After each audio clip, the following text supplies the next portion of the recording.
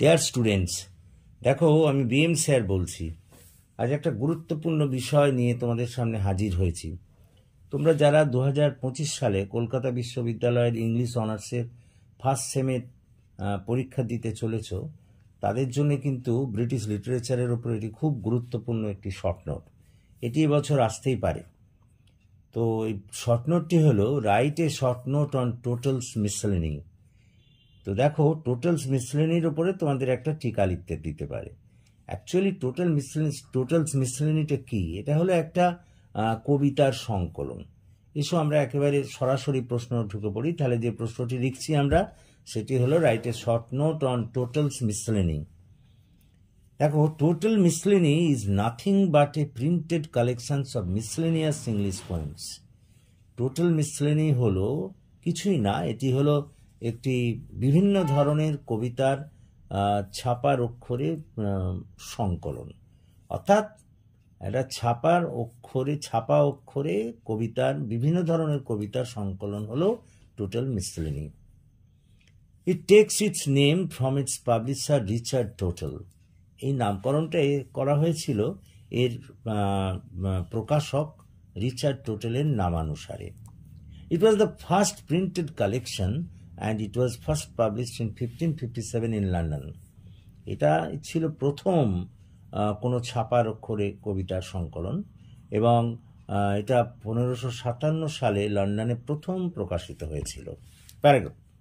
However, its original title was Songs and Sonnets written by Lord Henry Howard, Earl Surrey and others.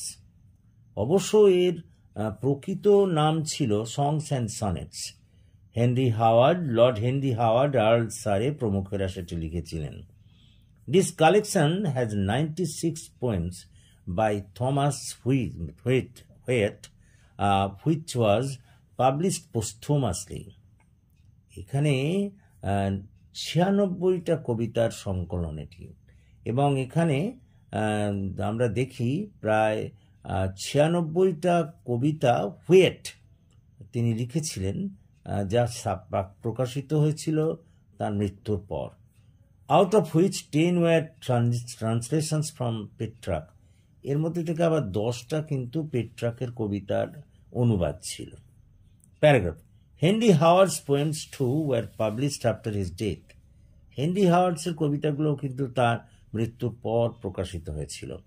The dominant theme of both the sonnet and songs in the collection is love, sometimes the joy of the lover.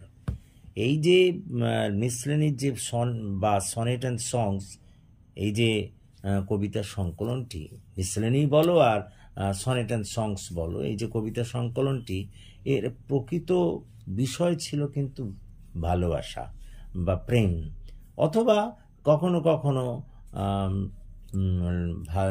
প্রেমিকের আনন্দ, এটাও বলা যায়। Tottel's Miscellany is a landmark in the history of British literature because it marks the public beginning of modern English poetry. এটা কিন্তু British সাহিত্যের ক্ষেত্রে একটা বলতে পারে গুরুত্বপূর্ণ ভিত্তিস্তম্ভ, কারণ এখান থেকেই বলা যায় আধুনিক ইংরেজি কবিতার সূচনা ঘটেছিল। ইট ওয়াজ সোল্ড লাইক হট কেক। যখন এটা প্রকাশিত হয়েছিল তারপরে ভীষণ দ্রুত গতিতে এটা বিক্রি হয়ে গেছিল। And it ran into 9 editions between 1557 and 1587। 1557 থেকে 1587 সালের মধ্যে 9টা সংস্করণ শেষ হয়ে গিয়েছিল। কি দ্রুত গতিতে বিক্রি হয়েছিল তাহলে তোমরা বুঝতেই পারছো। Paragraph. Naturally, it signifies popularity of the courtly makers.